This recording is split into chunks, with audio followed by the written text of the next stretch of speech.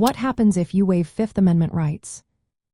Imagine sitting in a courtroom, faced with tough questions, and deciding whether to stay silent or speak up.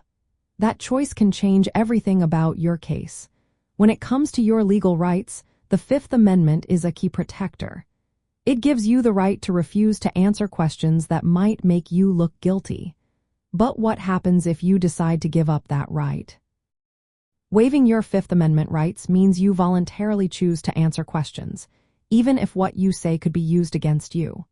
This can happen in many ways, like speaking to police without explicitly saying you want to remain just silent or testifying in court.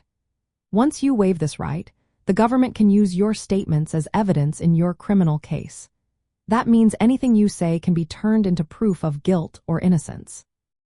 The Fifth Amendment is part of the United States Constitution and protects people from being forced to testify against themselves. It's designed to prevent self-incrimination. But if you waive this protection, you lose the ability to refuse to answer questions based on that right. This is a big decision, so courts usually requiring that the waiver be made knowingly and voluntarily.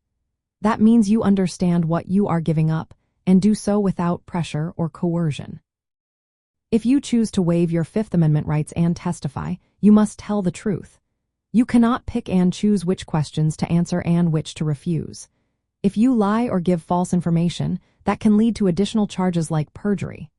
Also, once you waive your rights, the prosecution can use your statements to build their case against you. This can include details about where you were, what you did, or other facts that might hurt your defense. Sometimes, people waive their rights because they believe their testimony will help their case. Maybe they want to explain their side or clarify facts. But it's a risky move because anything you say can be used to challenge your innocence or guilt. That's why lawyers often advise clients to think carefully before waiving their Fifth Amendment rights.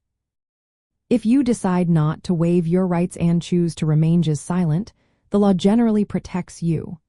The prosecution cannot force you to testify against yourself. Jurors are told not to interpret silence as guilt.